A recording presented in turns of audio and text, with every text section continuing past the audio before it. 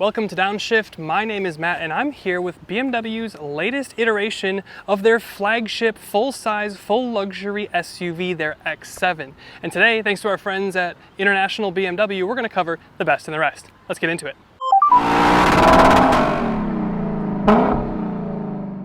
Now, starting with the cons, I'm going to be honest with you real quick. Had a really hard time finding anything objectively negative about the X7, so there's a lot to cover on the positive side. But as I scraped the bottom of the barrel, I did come across the towing figure, which is 7,500 pounds objectively. It's a pretty healthy towing figure. It's going to cover most anything, but I guess we can put it on the con side of the video because the Mercedes GLS is going to pull 200 more pounds at 7,700 pounds. So it's really the only place we could ding this car, I guess. So let's talk about all the positives. The first thing we have to address on the positive side of the video is this is the driving machine, at least the ultimate driving machine, probably for this segment, yeah. It all kind of starts with the engine. It's incredibly smooth. It's got that 48-volt mild hybrid system, goes through the 8-speed auto, and X-Drive all-wheel drive as standard, unlike you'd have in the X5, which is rear-wheel drive as base. This does also have an air suspension, and it keeps you really calm and serene from the ride. The cabin is incredibly well refined. The power is very smooth and plenty of torque. It's classic B58 stuff, and it's just really, really nice. Now, if you do go up to the M60, you will get more firm tune for your suspension. Of course, you get more power and more of the M experience. But generally speaking, the behind the wheel driving on-road experience, this does feel more substantial than a GLS. Not heavier or anything in that sense, but it does feel like it's more expensive, it's more refined, it's more isolated, and it's just a little bit better luxury product, perhaps. It's very good, is what I mean to say. Now, I'm going to be honest with you. If we were to find a second thing to ding about this car, maybe it would be the third row size. It is pretty tight. I've got very little leg room. Now, the second row could slide forward, but there's also a lot of positive things going on with the third row, so it's kind of a mixed bag. So to get in, the second row power moves out of the way and it stays and retains its shape, so you can leave baby seats in there. And the third row here only offers 2 seats, similar to like a Lexus TX. The legroom, like I said, if the second row moves forward, can be okay, or it can be incredibly tight. But you've got great amenities back here like cup holders. You've got a 5th climate zone, a dedicated climate zone for the third row. I've also got a dedicated sunroof back here, and it's all operated on the roof controls. I've got air vents, chargers, and I even have heated seats back here in the third row. And the only other car that I know that offers that is the Hyundai Palisade. So exclusive company, to be sure. But then I want to talk about safety because that's kind of the big thing that happened for this 2025 model year. You've of course got your Drive Pilot Pro, your driver assist suite. You've got Pro Plus, which is hands-free on divided highways up to 85 miles an hour. And now you get that eyeball confirmation thing. So the car will recommend a lane change and you can confirm that lane change by looking in the corresponding mirror.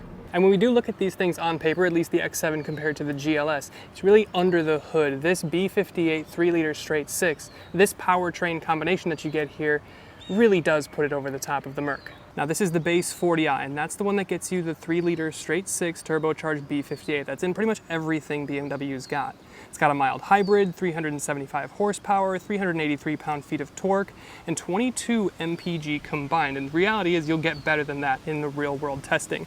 And it does, of course, outperform in fuel economy and pretty close in power to the GLS. And of course, if you want a little bit more muscle, you can go up to the S68 4.4-liter twin-turbo MV8 under the hood of your X7 M60. But for me, the base engine here, it's a perfect combination of smoothness, refinement, power, and economy. Another place that this X7 shines is in the tailgate, and it starts with the split opening tailgate that you get in the X5, and I just absolutely love it. But the space is actually fairly good too, not necessarily with the third row up. With the third row up, you're looking at 14 cubic feet of space versus the 17 that you're going to get in the GLS. But things equal out the second the third row goes down. You've got 49 cubic feet of space here in the X7 and in the GLS.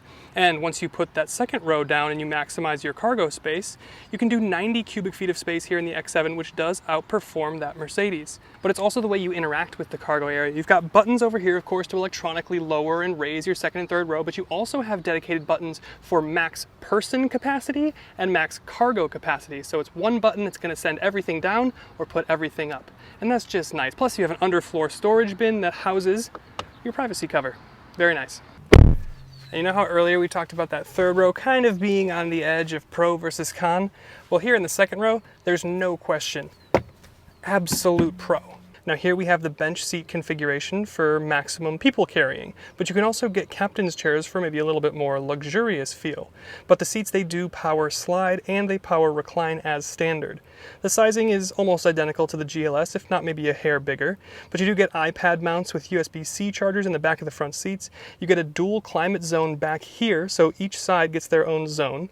You do get heated seats back here, although interestingly not cooled. And here with the bench, you do get cup holders in the normal place that you would. But if you go for the captain's chairs, the cup holders are weirdly going to be on the ground. You also have power shades for the doors that you can operate on either door, and you can operate the cover for the massive and really, really cool Sky Lounge panoramic roof. The Sky Lounge roof continues to be one of the coolest things in modern BMWs. And then as we start to talk about styling, I do think this is pretty handsome, even without needing to get the M-style body kit. Of course, this X7 was facelifted a couple years ago in 2023, and now you can get an illuminated grille surround, you can get the crystal headlights like we had in the 7 Series, and you can get up to a 23-inch wheel. There's some 22-inch wheels that look kind of Alpina, but I still do like these black finished wheels. And I do like the Aventurin red. You just don't see it that often, and it looks really cool and dynamic, especially with polarized sunglasses on. You do get your shiny chrome hockey stick down the side of the car, but your window treatments are more of a brushed chrome rather than a stark chrome like the hockey stick. And the rear end design, we've seen it a few times now. It's elegant, it's clean, and it makes sense. So overall, it's a very handsome package, this X7. And then we'll touch on the overall cabin design, materials, and experience. The design is incredibly clean and modern and pretty minimal. And the materials are fantastic, especially if you spend this extra money to get the upgraded leather package. I love the passenger dash light detailing that even has animations to tell you things like if you're getting a call or not. And of course your ambient lighting in general looks pretty cool too. And this one has the optional crystal controls for your start-stop, your gear selector, and your iDrive controller. And you can upgrade your audio to the Bowers & Wilkins, which sounds amazing, and we've tested in a couple cars. And you do have climate controls in your screen, but they are always there and they're easy to use. And you get 5 zones of climate, so 2 for the front, 2 for the middle, and 1 for the third row. And you have abundant luxuries as well. Heated and cooled seats, a massage option up here, you've got a heated steering wheel and heated armrests even, and the true signature of a luxury car, heated and cooled cup holders. And the last category that we're going to touch on is price. Now an X7 for 2025 starts at $83,500. That's where it starts. The GLS from Mercedes, and in contrast, starts at $87,000. So like $4,000 more dollars. That's a pretty significant jump. Now, as tested, this thing has quite a bit of kit on it, about as much as you can get. And as tested, it's just under $100,000, about $95,000. So it is big money, but the Mercedes is going to be even bigger money. If you do want to save, you can go to the Audi Q7, but that is ancient at this point. The third row is not nearly what I would consider competitive. So between the BMW and the Mercedes, which are the ones that I would recommend in this segment, kind of have to give it to the BMW as the value. And what modern BMW would be complete without a completely robust and comprehensive suite of tech features? Of course, you've got a head-up display with loads of information and total customizability. And the same thing with your completely digital instrument cluster. I love the augmented reality style view that you get for the front camera. It's just endlessly customizable to see anything you could want. It's running iDrive 8.5 now, so it's a little bit reworked and reskinned, but it's very, very good. You've got wireless Apple CarPlay and Android Auto, YouTube, Spotify, the Bundesliga app, whatever you want, really. And of course, you've got 360 cameras with the reverse assist feature that I love. You don't have the interior camera like we just had on the 7 Series, but of course, you've got things like a wireless charger. So you have all these things, but the important thing is they all work seamlessly. It all makes sense. Your phone connects quickly and reliably, and it just works. And isn't that the point? Ooh. Jeez. I think that low-end immediate torque is kind of just the signature, and the 48 volt I think kind of helps with that maybe a little bit too, but in sport it is not a slouch. It is not slow. Now 375 horsepower, it's a little bit detuned from like my car, but it's still plenty quick for what I think you would need from a family 3-row. My presumption is if you buy this thing, you're so important that people wait for you. So even if you are a little bit slow, a little bit late, people will wait for you because they appreciate your presence and you're just that important. But no, honestly, the X7 here, the biggest word, or the most, I guess, the most characteristic word here is just kind of effortless. Like the steering is effortless, the ride is effortless, you've got air suspension. It's just comfy. It is just through and through absolute luxury car experience everywhere you look. Steering is easy, visibility is pretty good, although the wing mirrors are like kind of weirdly small. They still work, but they do feel a little bit weirdly small. Smooth gear changes from the 8-speed. Again, 48 volts kind of feeding a little bit of power in between. They're not invisible, but they're definitely really, really smooth and effortless. And that's kind of how everything is in this car.